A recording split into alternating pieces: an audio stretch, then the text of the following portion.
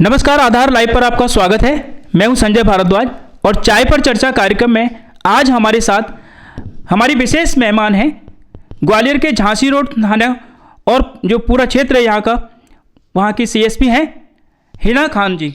वो एक समाज के लिए हमेशा प्रेरणा का काम भी करती रही हैं और इनकी छवि पुलिस में एक दबंग जैसे अफसर होते हैं उसकी तो है ही, जहां अपराधियों के साथ में अपराधियों को किस तरीके से पुलिसिंग की भाषा में बात की जाती है, उनको किस तरीके से सिखाया जाता है, मैडम बखूबी जानती हैं। लेकिन उससे भी बड़ी इनकी जो खूबी है कि समाज को पुलिस के साथ में कैसे एक दोस्ताना व्यवहार पुलिस का रहता है, कैसे समाज के साथ पुलिस की कनेक्टिविटी ज़्यादा से ज़्यादा बढ़े। मैडम का हमेशा प्रयास रहता है कि पुलिसिंग को सामाजिकता के पास लेके जाया जाए, समाज के हर वर्ग को पुलिस के भय से दूर करके और उनको पुलिस से जोड़ा जाए। तो हिना खान जी हमारे साथ में हैं और मैं मैडम से अभी चर्चा करूंगा। आज का हमारा जो विषय है वो ये है कि लगातार आप लोग अखबारों में और मीडिया के माध्यम से रूबरू हो रहे हैं किस तरीके से ग्वालियर में लगातार कुछ 15-20 दिन से जो घटनाएं घटी हैं, कभी डबरा की घटना हो, भंवरपुरा की घटना हो, आसपास के क्षेत्र में जिस तरीके से महिलाओं के साथ में जो घटनाएं हुई हैं, उस पर जो महिलाओं की पीड़ा है, तकलीफ है कि हम घर से निकलने में अब थोड़ा सा भयभीत हैं, तो उसको लेकर के ग्वालियर में महिलाएं भयभीत क्यों हैं, वो सारे पॉइंट हम आज मैडम से उठाने वाले हैं। सबसे पहले तो मैडम मैं आपका स्वागत करता हूं आधार लाइव पर। बहुत बहुत धन्यवाद भैया, और बहुत बहुत धन्यवाद आपने इतने अच्छे शब्दों का प्रयोग मेरे लिए किया। इतनी तारीफ़ की मैं हकदार नहीं हूँ। और ये कार्यक्रम जो है ये मुझे लगता है कि बहुत ज़रूरी था, क्योंकि वन वे कम्युनिकेशन तो बहुत होता है, पुलिस भी बहुत सेमिनार करती है और उसमें कई बार हम वन वे ही बोलते हैं कि ये करना चाहिए, वो करना चाहिए। लेकिन आपके, क्योंकि आप समाज में रह रहे हैं, आप के लिए जो कानून बने हैं, जो महिला संबंधी कानून हैं, वो आपके लिए बने हैं। तो आपको उन कानूनों के बारे में क्या पता है, आप आज के सामाजिक परिवेश के बारे में क्या सोचते हैं, और आप पुलिस के बारे में क्या सोचते हैं, कितना जानते हैं कि आपका क्या अधिकार है। पुलिस के पास सहायता मांगने जाएंगे तब किस प्रकार पुलिस आपकी सहायता कर सकती है, नहीं कर सकती है, क्या ये सारी चीज़ें आपको कितनी पता है और इसमें आपका क्या नज़रिया है, ये जानने का मुझे भी मौका मिलेगा। इसलिए बहुत बहुत धन्यवाद जी। तो कार्यक्रम की हम शुरुआत करें उससे पहले मैं थोड़ा सा परिचय मैं चाहूँगा कि छोटे छोटे शब्दों में अपना परिचय मैडम को दे दें, ताकि मैडम को पता रहे कि मैं जिसका भी प्रश्न आ रहा है वो कौन है, क्या है। तो थोड़ा सा परिचय में जाना मैडम। हेलो, नमस्ते मैम, और यहाँ उपस्थित सभी गणमान्य व्यक्ति लोग सभी का मैं स्वागत करूँगी, अभिनंदन करूँगी। मेरा नाम तारा शाह है, मैं महिला शक्ति मंच की अध्यक्ष हूँ। मैम, मैं महिला शक्ति मंच करके एक संस्था चलाती हूँ जिसमें हम महिलाओं की ज़रूरतें जैसे रोज़गार से संबंधित हो या शिक्षा से या कोई आर्थिक सहायता हो, और युवाओं के लिए जो महिलाएं जो अभी स्कूल लाइफ में है या कॉलेज लाइफ में है, उनके लिए टैलेंट शो भी कराते हैं। Talent show in the sense जैसे सिंगिंग, मॉडलिंग, डांसिंग, मतलब सांस्कृतिक कार्यक्रम भी कराते हैं हम, और साथ में सेवा, समाज की जो सेवा हो सकती है हमसे, हम वो सारी चीज़ें करवाते हैं। तो उसके लिए हम लोग ने एक संस्था की स्थापना की है जिसका नाम है महिला शक्ति मंच, और मैं महिला शक्ति मंच की अध्यक्ष हूँ। Thank you ma'am. नमस्ते मैम, मैं ब्यूटी पार्लर चलाती हूँ और कुछ लड़कियों को मैं फ्री भी सिखा चुकी हूँ, और आगे भी जैसे जो लड़कियां गरीब हैं, जो नहीं पार्लर कर सकती हैं, तो मैं उनको फ्री तैयार भी करती हूँ। मीरा कुशवाहा, लोटस विला, यहीं पास में ही हूँ। हेलो मैम, मेरा नाम सिंपल तिवारी है और मैं एक मॉडल हूँ। नमस्ते, मेरा नाम रेनू राणा है, सक्षम दिव्य प्रिय वेलफेयर सोसाइटी चलाती हूँ। उसमें सर्व जाति विवाह सम्मेलन कराती हूँ। इसमें सम्मेलन कराने का एक ये उद्देश्य ये है कि कर्ज से बचना और फर्ज से अदा होना होता है। उसमें बहुत से ऐसे परिवार हैं जो मैरिज नहीं कर पाते हैं, और हम ग्रामीण लोगों की करते ज़्यादा करके जो शोषण हो रहा है उनके साथ, कि वो उतनी दूर तक आ भी नहीं पाते हैं और मैरिज नहीं कर पाते हैं, तो ऐसी जगह जाके हम उनको जागृत करते हैं और उनका आयोजन करवाते हैं। हेलो मैम, मेरा नाम सुमन कुशवाहा है। पहले तो मैं आधार लाइफ को बहुत बहुत धन्यवाद देना चाहूँगी अपने परिचय से पहले। मैम आपका भी बहुत बहुत धन्यवाद कि आप यहाँ इस मंच पर आकर हम लोगों को एक अवेयरनेस दे पाएंगे और साथ में एक हम लोग रूबरू हो पाएंगे। और सबसे पहले तो मैं अपना नाम बताना चाहूँगी। मेरा नाम नीतू गुप्ता सिंह है और मैं साई लीला सेवा संस्था की सचिव हूँ जो पर्यावरण के लिए कार्य कर रही है। हम लोग महिलाओं के लिए भी कार्य करते हैं। पहले हम लोगों ने ऊर्जा डेस्क में भी काफ़ी काउंसलिंग की है। तो जब यहाँ आधार लाइफ से जब हमें पता चला कि इस तरह का एक कॉन्सेप्ट है चाय पर चर्चा करने का, तो विचार भी थे, कई विचार थे जो आज आपके सामने रूबरू हम लोग करेंगे। और जनता जो है जो हमारे बारे में सोचती है, यानी पुलिस के बारे में जो सोचती है, सोशल वर्कर के बारे में सोचती है, हम लोग एक कनेक्टिविटी बना सके कि जो एक हमारा एक ये है कि महिलाओं के उत्पीड़न के लिए हम लोग जो स्टार्टिंग कर रहे हैं। तो कहीं ना कहीं जैसे बच्चे हैं, हम लोग बच्चों पर बहुत ज़्यादा फोकस किए हुए हैं क्योंकि उन लोगों को जानकारी नहीं होती। बाकी महिलाओं को तो जानकारी है लेकिन वो भी चुप रह जाते हैं कई सिलसिलों में। तो पहले तो भैया बस अभी तो मैं इतना ही परिचय देना चाहूँगी आपको, फिर सवाल अपन बाद में करते हैं। कार्यक्रम की हम विधिवत शुरुआत करते हैं और सबसे पहला प्रश्न मेरा मैडम से ये है कि मैडम यदि कोई महिला अगर अपने ऑफिस से निकल करके घर जा रही है, घर से निकल करके ऑफिस आ रही है और रास्ते में यदि कुछ लड़के उसको मिल जाते हैं और उसके बाइक से उसका पीछा करते हैं या उसके पास गंदे कमेंट्स करते हैं और वो लड़की समझ जाती है कि ये मेरा पीछा कर रहे हैं, तो ऐसी स्थिति में उसे है ना पुलिस से कैसे सहायता सबसे पहले मिलेगी? ये परिस्थिति बहुत सामान्य है और मुझे लगता है कि कॉलेज और स्कूल जाने वाली, यहाँ तक कि काम करने वाली महिलाओं को भी इस तरह की परिस्थिति का कभी ना कभी सामना ज़रूर करना पड़ता है। इसमें सबसे पहला काम आपको ये करना है कि आपको डरना नहीं है। अगर कोई भी आपको फॉलो करना स्टार्ट करता है तो आपको डरना नहीं है। आप एक काम सबसे पहले ये कर सकते हो कि अगर आप अकेले हो तो आप उससे बहस नहीं करो। इसलिए नहीं कि आप बहस कर नहीं सकते, बल्कि कई बार अगर आप अकेले हो तो आप प्रॉब्लम में पड़ सकते हो। आप उसकी गाड़ी का नंबर नोट करो अगर वो बाइक से है तो, और तुरंत डायल 100 पे कॉल करो। डायल 100 के बारे में आप सबने सुना होगा, है ना? इतनी अच्छी सर्विस है ये कि आप डायल 100 पे कॉल करोगे तो तुरंत आपका कॉल भोपाल में कनेक्ट होता है। नियर बाय कोई सा, आपको कई बार थाना नहीं पता, आप तो गुजर रहे हो, थाने की सीमा आपको जानकारी नहीं है, तो आप डायल 100 पे कॉल करोगे तो अपने आप जो आपका नियरेस्ट थाने की जो FRV रहेगी, एक फर्स्ट रिस्पांस व्हीकल होता है, एक गाड़ी होती है जो यहाँ गोविंदपुरी चौराहे पर भी खड़ी रहती है, वो आपको तुरंत एड्रेस करेगी और आके आप जहाँ भी होगे, क्योंकि वो GPS बेस्ड सर्विस है, आपके पास सीधे पुलिस पहुँच जाएगी। फिर भी आपको समझ नहीं आ रहा तो आप नियरेस्ट, आपको जो भी थाना, चौकी, पुलिस वाला कोई भी दिखे, आपको ट्रैफिक का पर्सन भी दिखे, अगर ट्रैफिक पुलिस भी दिखे, तो भी आप तुरंत जाके और उनको उस गाड़ी का जिसका आपने नंबर लिया है वो नोट कराओ तुरंत, और उसको अपनी समस्या बताओ और उससे पूछो कि भाई नियर बाय थाना या चौकी कहाँ पर है। ठीक है? अगर वो ऐसे ईव टीज़र टाइप के हैं कि बस आए और कुछ बोलते हुए निकल गए, तो एक बार हम उनकी गाड़ी से उनका नंबर ट्रैक करके और उनको बुलवा लेंगे, समझाइश दे देंगे, तो दोबारा प्रॉब्लम नहीं होगी। लेकिन अगर कोई कंसिस्टेंट है, मतलब कोई लगातार निरंतर आपका पीछा कर रहा है, तो फिर आपको रिपोर्ट करानी चाहिए, है ना? अगर आपको कोई स्टॉकिंग, समझते हैं ना, स्टॉकिंग, पीछा करना, स्टॉकिंग इतना वास्ट शब्द है और हम जानते भी नहीं हैं। अगर कोई आपको घर से आते जाते मॉनिटर कर रहा है, वो स्टॉकिंग है। कोई आपको सोशल मीडिया पे बार बार फ्रेंड रिक्वेस्ट भेज रहा है, आप डिनाई कर रहे हो, वो फ्रेंड रिक्वेस्ट भेज रहा है, आप डिनाई कर रहे हो, बार बार मैसेज कर रहा है, ये भी स्टॉकिंग है और इसके लिए भी FIR हो जाती है। साइबर बुलिंग की, साइबर स्टॉकिंग की FIR होती है ना? कि कई बार आपका पब्लिक प्रोफाइल है, कोई बहुत ज़्यादा आपको मैसेज कर रहा है, उल्टे सीधे मैसेज कर रहा है, ID हैक हो जाती है ना? तो ID हैक की अगर साइबर से रिलेटेड कोई इशू है तो हमारे यहाँ साइबर सेल बनी हुई है SP ऑफिस में। आपने SP ऑफिस देखा है? सिटी सेंटर पर है SP ऑफिस, उसमें साइबर सेल बनी है। आप डायरेक्ट एक आवेदन देके अपनी ID ब्लॉक करवा सकते हो अगर किसी ने नकली बना ली है, तो पीछा कर रहा है तो आप आवेदन दे सकते हो, सामने वाले की जो भी ID होगी वो ब्लॉक हो जाएगी। ठीक है? और इन जो आपके सोशल मीडिया प्लेटफॉर्म्स हैं उन पर भी ये ऑप्शन रहता है रिपोर्ट एंड ब्लॉक का, तो वो भी कर सकते हो आप। ठीक है? तो सबसे पहली स्टेप तो ये है कि घबराना नहीं है ना? नहीं तो लड़कियां क्या करती हैं, घबराहट में इधर उधर खुद ही कहीं एक्सीडेंट हो जाता है, तो ये नहीं करना है हमको। ठीक है? और डायल 100 पे कॉल करना है। दूसरा प्रश्न मैडम ये था कि जैसे अगर आपने कहा कि डायल 100 पे कॉल करना है, डायल 100 पे कॉल भी कर दिया, और आपने कहा कि अगर वो लगातार पीछा कर रहा है तो उसके बाद FIR भी अपन करा सकते हैं।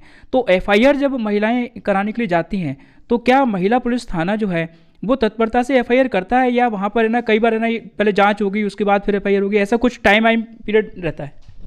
बहुत सारी चीज़ें अलग अलग जगह अलग अलग होती हैं जिनके बारे में कमेंट तो मैं नहीं कर पाऊँगी, लेकिन कई बार आपको महिला थाने जाने की ज़रूरत नहीं है। हर थाने में ऊर्जा डेस्क करके एक डेस्क बनी हुई है जो केवल महिलाओं के लिए ही डेडिकेटेड है। वहाँ पर एक महिला अधिकारी बैठती है, हेड कांस्टेबल या अबव रैंक के कोई भी सब इंस्पेक्टर वगैरह बैठते हैं।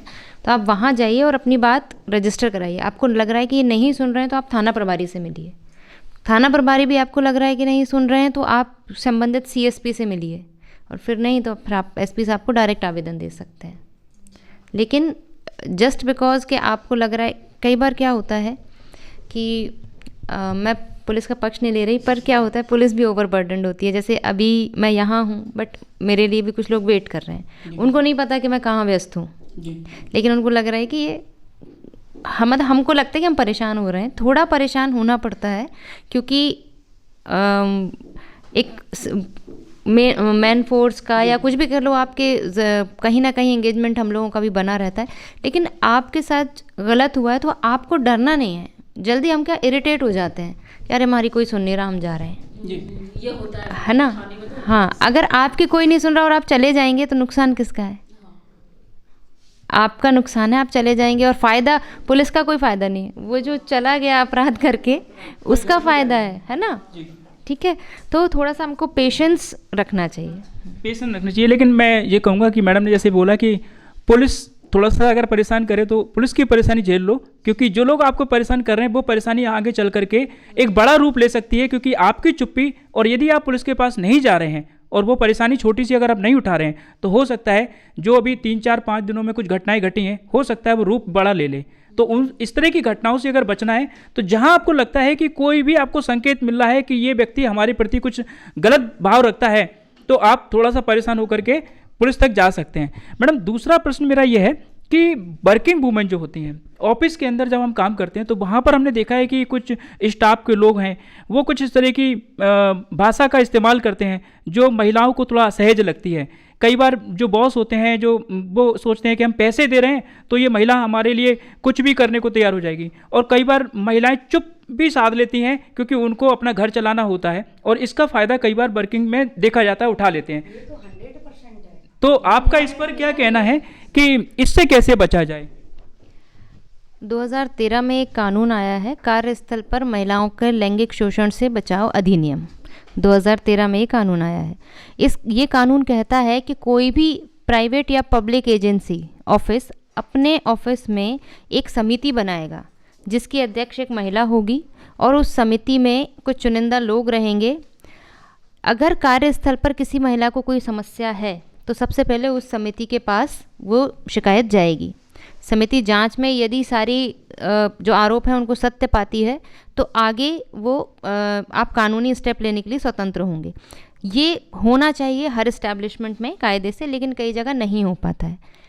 अगर आपको ऐसा लग रहा है कि कोई आपको कार्यस्थल पे परेशान कर रहा है तो देखिए, कोई अगर आपको सैलरी दे रहा है तो आप उसके बदले काम कर रहे हो, उसने आपको ख़रीदा नहीं है ना। मुझे लगता है कि स्वाभिमान अगर आपका सलामत है तो आपको जॉब 1000 मिल जाएंगी। किसी भी जॉब के लिए या किसी भी जिसमें आपकी अंतरात्मा अगर आपको गवाही ना दे वो काम कभी नहीं करना चाहिए। और अगर आपको कोई भी परेशान कर रहा है, चाहे वो कोई भी, आपको लग रहा है कि बहुत पावरफुल आदमी है क्योंकि वो आपका बॉस है, लेकिन आप उसकी कंप्लेंट ज़रूर करिए।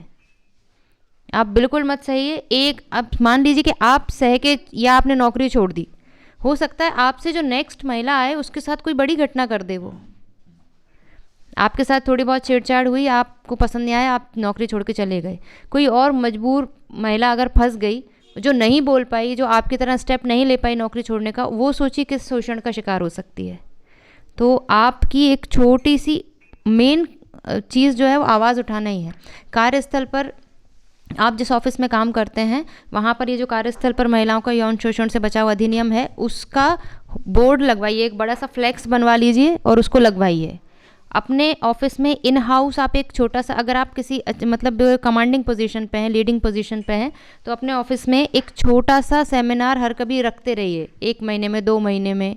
और जितने भी बेसिक कानून होते हैं महिलाओं के लिए, उसकी जानकारी आपको होना चाहिए। आप एक लिस्ट निकाल के, ईजीली नेट पे अवेलेबल है, उसका प्रिंट निकालिए और कहीं भी जहाँ पे मेन सबका नज़र जाती हो वहाँ चिपका दीजिए नोटिस बोर्ड पे। ठीक है मैडम, कार्यस्थल पे महिलाओं के साथ में जाती तो होती है, लेकिन महिलाएं सबसे ज़्यादा असुरक्षित जो मैंने देखा है समाज के अंदर, वो अपने कई बार घर के अंदर ही हो जाती हैं।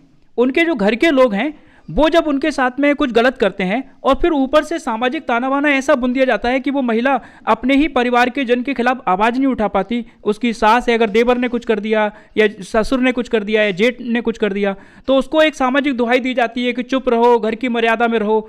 तो इस तरह का शोषण जब महिलाओं के साथ में घर में होता है, तो उसको कैसे महिलाओं को एक ताकत मिले, और क्या पुलिस उसके लिए कौन सा अवेयरनेस ऐसा प्रोग्राम चला रही है कि जब घर में इस तरह से कोई महिलाओं के साथ में गलत हो तो उसको एक सहारा मिल जाए कि नहीं, मैं अगर डिसीजन लेती हूँ तो मेरे साथ कोई तो है।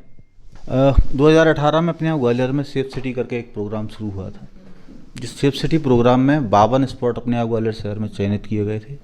इन स्थानों को इसलिए चिन्हित किया गया था कि यहाँ सबसे ज़्यादा छेड़छाड़ की, इफ्टीजिंग की और दूसरी जो घटनाएं वहाँ होती हैं। इसको लेकर के शौर्य दलों का भी सहयोग लिया गया। 1000 के आसपास शौर्य दल महिलाओं का सदस्य बनाया गया शहर के अंदर। ये सेफ सिटी प्रोग्राम 2019 के बाद डंप हुआ। 2021 में इसको लेकर के शायद 6 लाख रुपए के आसपास फंड आया था अपने ग्वालियर जिले को। इस फंड का इस्तेमाल अभी तक हुआ नहीं है। अभी एक तो ये महिला सुरक्षा को लेकर के हम जिस प्रोग्राम को, जिस प्लानिंग को लेकर के सबसे मजबूत बात करने वाले हैं, वही प्रोग्राम हमारा अभी बंद हुआ पड़ा है। और इसके लिए पब्लिक भी बराबर की जिम्मेदार है, क्योंकि पब्लिक में उसमें अवेयरनेस प्रोग्राम में पब्लिक की पार्टनरशिप थी। दूसरा मेरा कहना ये है इसको लेकर के जो क्वेश्चन है अभी, पिछली 20 जनवरी से लेकर के और 1 फरवरी के बीच में जो घटनाएं हुई सबसे ज़्यादा, उसमें से 7 घटनाएं ऐसी हैं जो सीधी लड़कियों के साथ हुई हैं, और इसमें से 1 हत्या का प्रयास भी है, और अपहरण के मामले 3 हुए हैं अभी लगातार। इन मामलों को लेकर के एक पुलिस का पक्ष अगर देखें तो पुलिस का पक्ष ये है कि पुलिस ने क्विक रिस्पांस, जो हम आपका बात कर रहे हैं, क्विक रिस्पांस सामने नहीं आया। पब्लिक की अगर हम बात करें तो पब्लिक ने वीडियोस तो खूब बनाए, पर तुरंत सूचना नहीं दी। ये हम लोगों का फॉल्ट है, जो पब्लिक के लोग हैं। इन सब दोनों के बीच में जो सामंजस्य वाली बात है, वो सामंजस्य वाली बात को एक एक्सपर्ट के नाते आपको बताना चाहिए। सबसे पहले तो सेफ सिटी वाला प्रोग्राम है, वो उसमें जब भी हमारा सहयोग रिक्वायर्ड होगा प्रशासन की ओर से तो पुलिस तत्पर है। हमने अपने लेवल पे, इससे पहले मैं डीएसपी महिला सुरक्षा थी सीएसपी यूनिवर्सिटी से पहले, तो हमने एक अंडर कवर ऑपरेशन चलाया था, ऑपरेशन सुरक्षा के नाम से, जिसमें मैं और हमारा स्टाफ, हम लोग सिविल में पब्लिक प्लेसेस में जाते थे, और अगर कोई इस तरह की छेड़खानी या कुछ कमेंट करता दिखता था तो हम उसको थाने लेकर आते थे, समझाइश देते थे। मेले में भी हमने बड़े स्तर पे इसको चलाया था, तो उसका काफ़ी अच्छा रिस्पॉन्स था। कई बार मुझे लगता है कि अगर घटना हो रही है समाज में, देखिए समाज परिवर्तनशील है। अगर हमारे समाज में घटनाएं नहीं होंगी, अपराध नहीं होंगे, तो पुलिस की कोई ज़रूरत नहीं पड़ेगी, कानून की भी कोई ज़रूरत नहीं पड़ेगी, क्योंकि हम एक विकासशील समाज हैं, यानी कि हम डेवलप हो रहे हैं। तो हमारे यहाँ हर तरह के चैलेंजेस हैं, हमारे यहाँ वर्कलोड है लेकिन लिमिटेड रिसोर्सेज हैं, पब्लिक में अवेयरनेस की थोड़ी कमी है।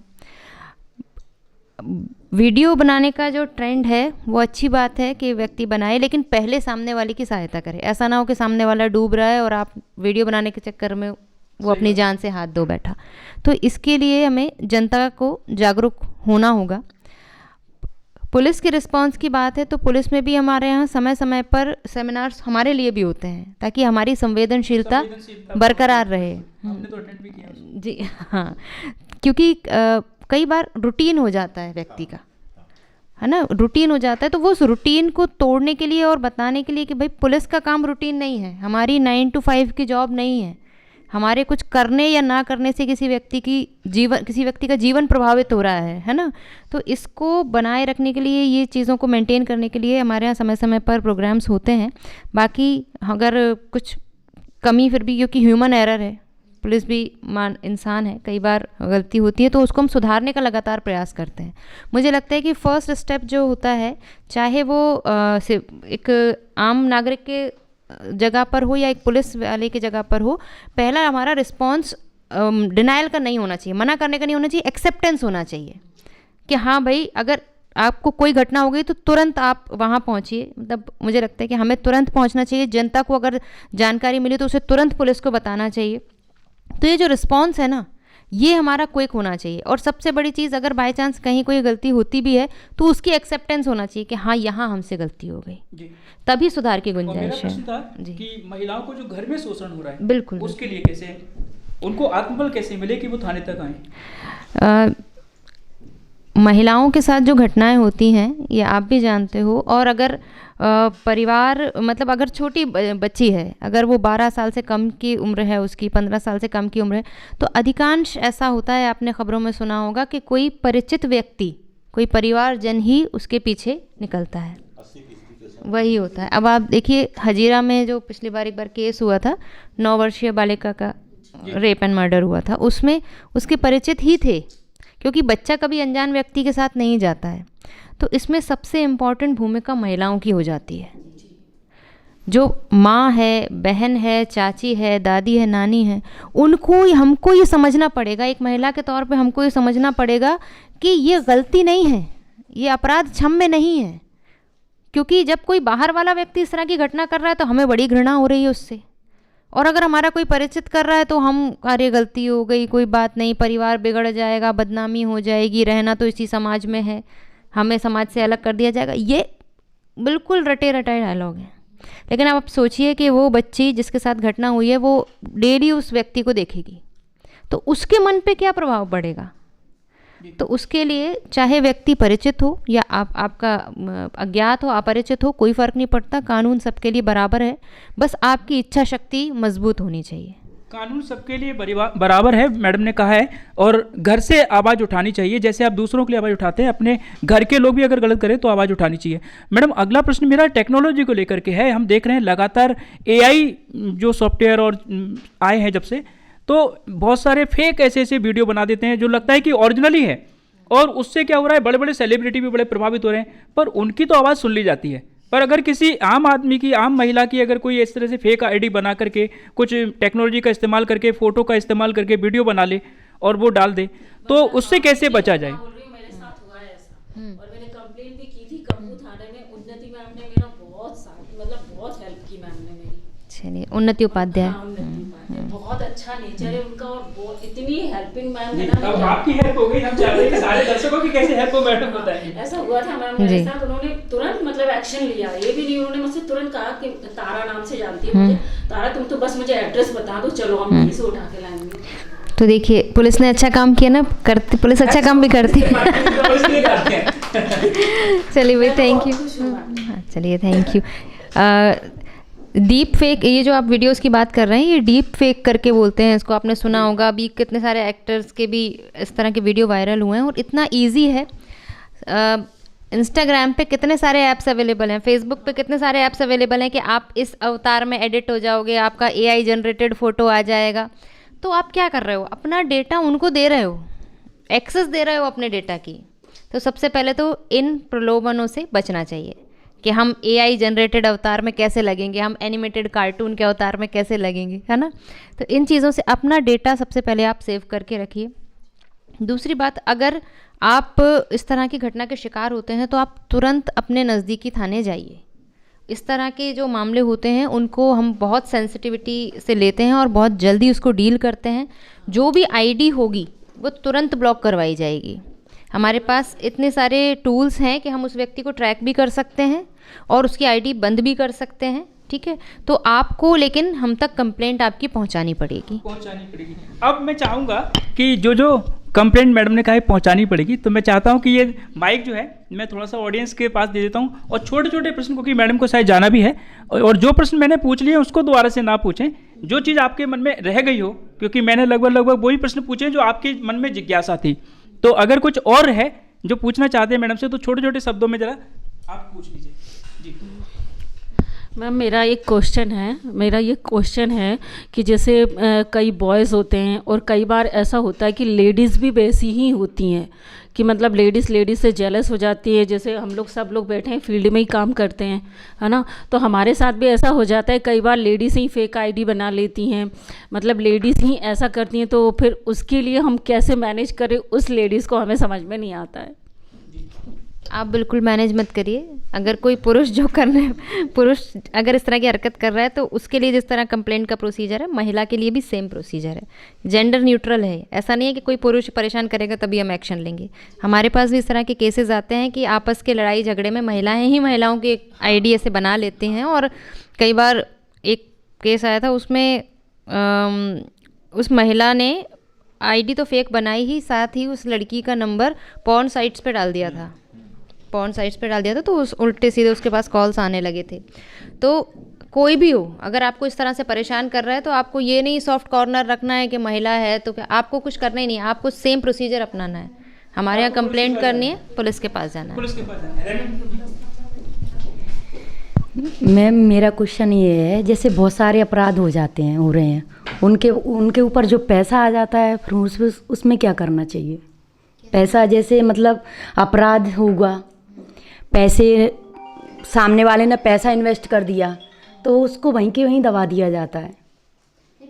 ये 99% हो रहा है, ये बहुत हटके है। ये मेरा ऐसा मानना है कि सच सच होता है, झूठ झूठ होता है। और पैसा नहीं, मैं आपको बताऊं, देश के अंदर इतने बड़े बड़ी चीजें और इतने बड़े बड़े लोगों के ऊपर साबित भी हुई है, उनको जेल भी हुआ है। अगर लालू यादव जैसे हमारे देश के जो रेल मंत्री थे, अगर वो जेल जा सकते हैं तो इस देश में कुछ भी हो सकता है। तो इसमें तो मैं कहूँगा हो सकता है हर जगह पर पांचों उंगलियां एक जैसी नहीं होती। हर डिपार्टमेंट के अंदर कुछ ऐसे लोग होते हैं जिनका आप जिक्र कर रहे हैं, मैं वो शब्द तो इस्तेमाल नहीं करूँगा, लेकिन मैं कहूँगा कि जो आप कह रहे हो सकता है हर जगह पे होते हैं। लेकिन ईमानदार लोग भी बहुत हैं, अच्छे लोग भी बहुत हैं, और आपको सिर्फ तलाश ये करनी है कि उस डिपार्टमेंट के अंदर कौन ऐसा व्यक्ति है जो ईमानदार है, जो आपकी बात को और आपकी समस्या को समाधान करेगा, और वो एक व्यक्ति ही पूरे सिस्टम को हिला देगा आपके लिए। एक इमेज होती है, ये हमारा दुर्भाग्य है, ये पुलिस का दुर्भाग्य है कि हमारी इमेज ऐसी है कि लोगों को लगता है कि हम काम करने और ना करने दोनों का कुछ ना कुछ अदरवाइज बेनिफिट लेते हैं। पर विश्वास मानिए, हम सिर्फ कानून से बंधे हैं। अगर कोई भी चीज़ सबूत है तो चाहे पुलिस हो या कोई भी हो, उस सबूत को कभी नहीं मिटा सकती, है ना। और कई बार क्या होता है, जैसे 7 वर्ष से कम के जो अपराध होते हैं उसमें सुप्रीम कोर्ट का आदेश है कि पुलिस गिरफ्तार नहीं करेगी, नोटिस देके छोड़ेगी। ये व्यक्ति को, आम आदमी को नहीं पता है, बहुत कम लोगों को पता है। तो उनको लगता है पुलिस ने थाने बुला के छोड़ दिया, पैसा लेके छोड़ दिया, लोग यही कहते हैं। लेकिन यही तो, इसीलिए तो पढ़ाई लिखाई का इतना फोकस किया जाता है कि आप पढ़िए लिखिए। सिर्फ ये नहीं कि आपने 4 किताबें अपने स्कूल की हमने पढ़ ली या कॉलेज की पढ़ ली, या फिर हम बैठ के कुछ भी नेट पे कुछ तो भी पढ़ रहे हैं। आप कानून पढ़िए, कम से कम आपसे संबंधित कानूनों के बारे में आप पढ़िए। आप उस कानून में कितनी सज़ा है, क्या प्रोसेस होता है, पुलिस गिरफ्तार कर सकती है नहीं कर सकती है, ये इतनी बेसिक चीज़ हमें पता होना चाहिए। तो कई बार इस तरह के आक्षेप होते हैं। आप देखिए, जितने भी आपको ऐसे जघन्य अपराध मिलेंगे, पुलिस तो दोनों चीज़, अगर हमने आरोपी को गिरफ्तार किया तो आरोपी का परिवार भी आरोप लगाएगा कि पुलिस ने गलत, लोग कहते हैं कि FIR 302 की FIR में लोग बोलते हैं कि झूठी FIR कर दी, झूठा फंसा दिया। अभी एसपी ऑफिस ही घेर लिया था। हाँ, और अगर नहीं करते हैं तो फरियादी, अगर अब प्रोसीजर से चल रहे हैं, नोटिस देके छोड़ रहे हैं, तो फरियादी, हर व्यक्ति यही कहता है कि पुलिस ने छोड़ दिया उसको। लेकिन उसके पीछे कानून का आपको ज्ञान बहुत ज़रूरी है। आप जैसे मान लीजिए आपने 498 की FIR की, आप नेट पे 498A IPC डाल दीजिए, बस सब आ जाएगा उसमें। कितने वर्ष का अपराध है, कौन सा मजिस्ट्रेट उसको सुनेगा, पुलिस कितने दिन में विवेचना करेगी, क्या गिरफ्तार करेगी या नहीं करेगी, नोटिस देगी, क्या 41 का नोटिस क्या होता है, सब आपको पता चल जाएगा। जब हमें ये पता नहीं होता तो हमें लगता है कि कोई कार्रवाई नहीं हो रही। इसके लिए मैं ये मैडम से कहना चाहूँगा कि थोड़ा सा समय शायद हम समाज के लिए ना मैडम से और मांगेंगे कभी, ताकि हम है ना समाज के अंदर जा कर के लोगों को अवेयर कर सकें। बहुत अच्छी बात मैडम ने बताई कि कानून की जानकारी होना बहुत जरूरी है। बगैर जानकारी के हम सिर्फ आरोप लगा सकते हैं, हमें पता ही नहीं होता है कि इसमें पुलिस के भी हाथ बंधे हुए हैं। कानून के दायरे में उनको काम करना है, वो कानून के दायरे से बाहर जाकर के काम नहीं कर सकते। जी, आपका प्रश्न। मेरा प्रश्न ये है कि एट ए टाइम अगर कुछ होता है तो हम महिलाओं को या फिर हम खुद से कैसे प्रोटेक्ट कर सकें अपने आप को, ये मेरा एक प्रश्न है। मुझे लगता है मैं आपके प्रश्न का जवाब मैंने पहला उत्तर यही दिया था कि आप डायल 100 पे कॉल करिए, नियर बाय देखिए। नहीं मेरी हाँ,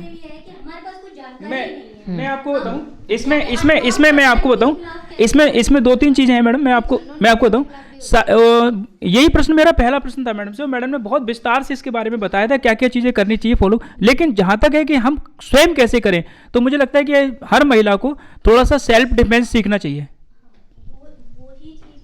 प्रश्न ये इनका ये है कि यदि हमने नंबर नहीं ले पाया, हमने उसका फोटो भी नहीं खींच पाया और कोई हमारे साथ कोई बदतमीजी करके छेड़छाड़ करके चला गया, तो अब ऐसे में हम क्या करें मैडम? क्या पुलिस रिपोर्ट लेगी? आप कुछ तो देखा होगा आपने, हम बाइक अगर होगी तो बाइक का कलर होगा, बाइक पे कितने लोग थे, 1-2, ये देखा होगा, किस दिशा में गई है, किस दिशा से आ रही थी, इतना तो अपन को पता होता है कि नहीं पता होता? पता होता है ना। तो हमको ये चीज़ आवेदन में लिखनी चाहिए, और चाहे ज्ञात हो या अज्ञात हो। ऐसा कानून में कहीं नहीं लिखा कि आपको पता होगा कि किसने अपराध किया है तभी FIR होगी। यदि आपके आवेदन ये दूसरा प्रश्न हो गया।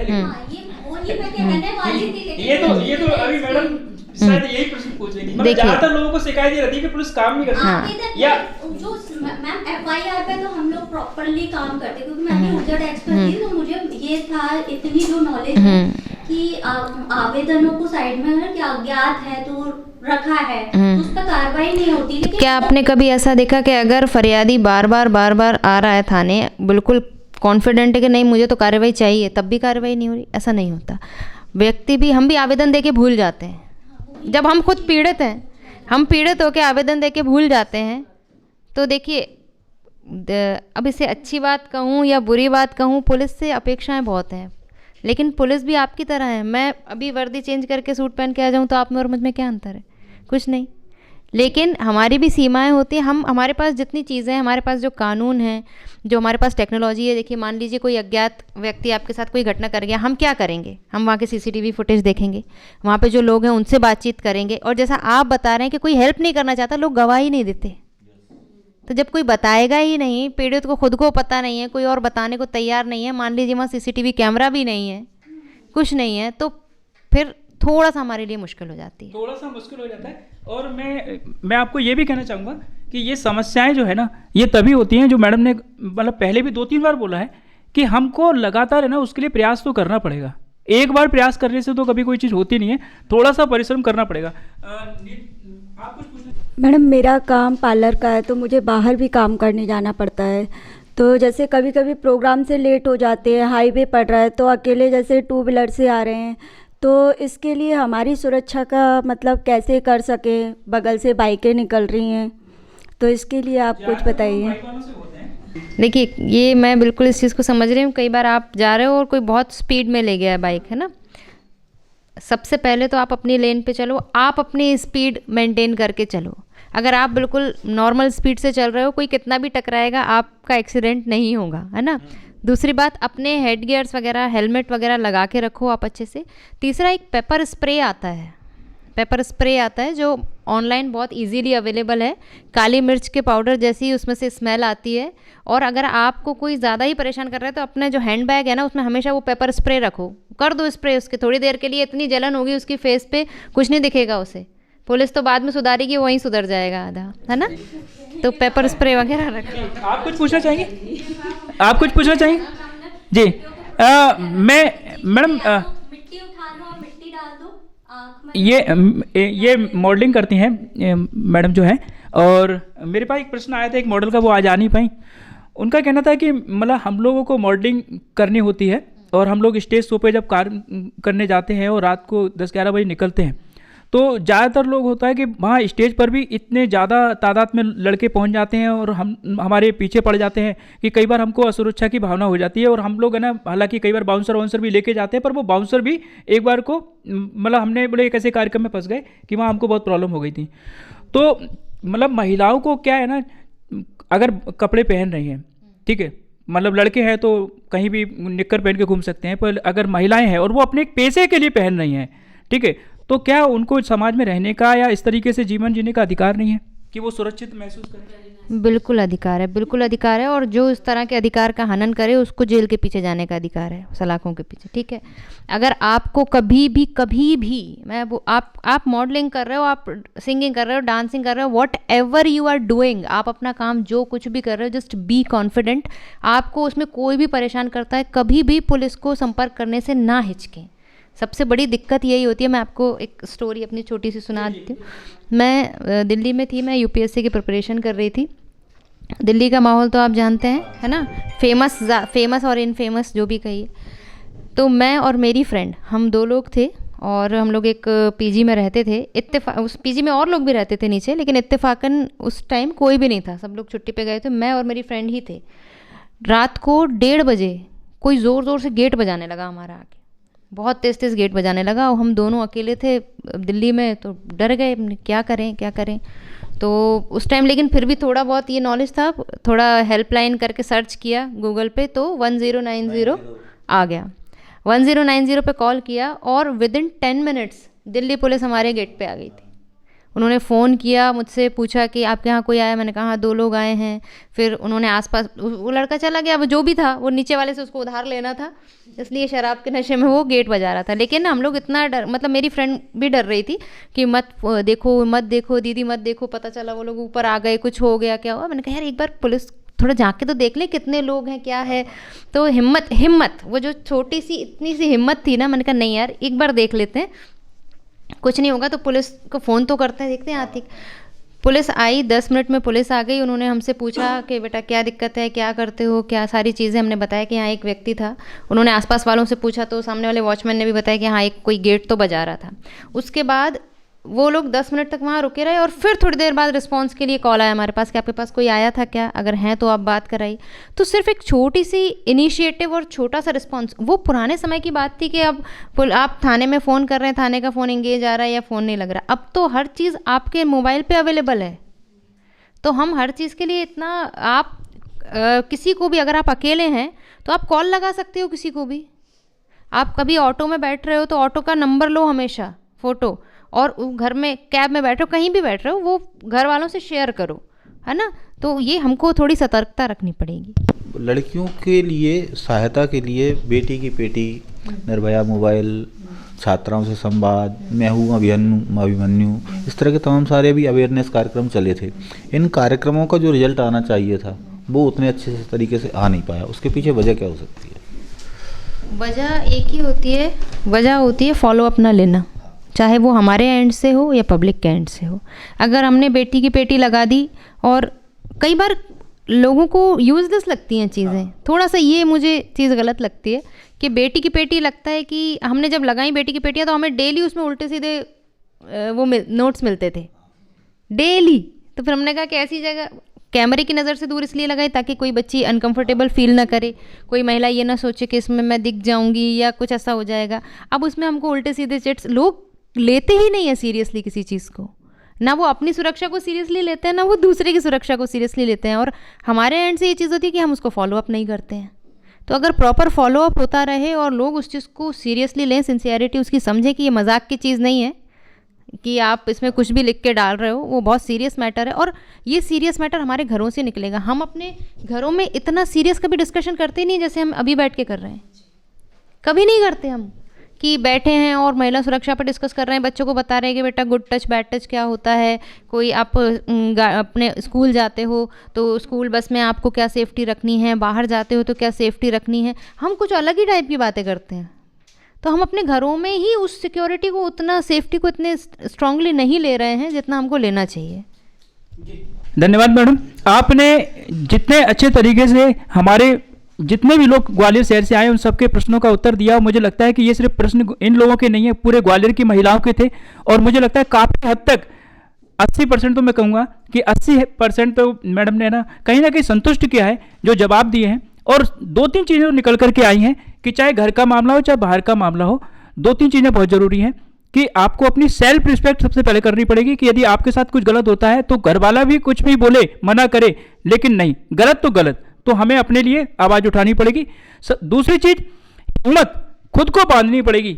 घर वाले भी कई बार हिम्मत तोड़ देते हैं, दोस्त यार भी हिम्मत तोड़ देते हैं, पर खुद की हिम्मत बांधनी पड़ेगी। तीसरी चीज़, पुलिस पर विश्वास करना पड़ेगा, क्योंकि जब हम संदेह करते हैं तो फिर कोई भी चीज़ नहीं होती। मानोगे तो पत्थर है भगवान है, वरना पत्थर है, तो उस पत्थर को ही भगवान भी मान लिया जाता है। मैं इस चाय पे चर्चा कार्यक्रम के माध्यम से आज मैडम को बुलाने का एक जो कारण था वो ये था कि मतलब महिला अपराध शाखा की महिला मैडम हिना मैडम जो है वो डीएसपी भी रह चुकी हैं, बहुत कुछ जानती हैं महिलाओं के बारे में, बहुत सारी महिलाओं से मिली हैं, उनकी पीड़ा समझती हैं, और शायद इसीलिए मैंने उनका चुनाव किया आज के कार्यक्रम में उनको बुलाने के लिए, क्योंकि अधिकारी पुलिस के बहुत सारे थे, हम किसी को भी बुला सकते थे, पर जितनी संवेदनशीलता से उन्होंने सब जवाब दिए हैं शायद मुझे लगता है कोई और नहीं दे पाता, इसलिए मैडम का चुनाव किया था। एक दूसरा कारण और था मैडम, चाय पे चर्चा कार्यक्रम तो आज हमने अभी यहाँ पर बस आपको धन्यवाद बोल करके और सबको धन्यवाद बोल करके हम खत्म करेंगे। तो ये थी सीएसपी मैडम हिना खान, और बॉलीवुड में अगर कोई दबंग खान है तो हमारे ग्वालियर में भी एक दबंग मैडम है, और दबंग से मतलब है कि चेहरे से बहुत मासूम हैं, बहुत खूबसूरत हैं, विचारों से बहुत ज़्यादा खूबसूरत हैं, जितनी वो अपने शक्लो सूरत से खूबसूरत हैं उससे कहीं ज़्यादा वो अपने विचारों से खूबसूरत हैं। और उससे भी बड़ी बात है कि उनके अंदर वो जज्बा है, वो हिम्मत है, वो साहस है, वो सोच है, जो महिलाओं के लिए खास करके एक प्रेरणा स्रोत बन करके वो खड़ी हैं। तो हिना खान मैडम जी का मैं बहुत तहे दिल से स्वागत करता हूँ, आभार व्यक्त भी करता हूँ कि आज उन्होंने हमें समय दिया और अपने जरिए बहुत सारी महिलाओं को प्रेरित करने के लिए हमारे माध्यम को चुना। मैडम बहुत बहुत धन्यवाद। बहुत बहुत धन्यवाद कि आपने मुझे इतना ज़्यादा बोलने का मौका दिया और मेरी बातों को सुना, उसके लिए बहुत बहुत धन्यवाद। और आप सभी का भी धन्यवाद। बने रहिए आधार लाइव पर, और यदि हमारे कार्यक्रम आपको पसंद आते हैं तो हमारे चैनल को देखते रहिए, सब्सक्राइब करते रहिए, लोगों को शेयर करते रहिए और हमारी खबरों को लाइक करना मत भूलिए। जय हिंद, जय भारत।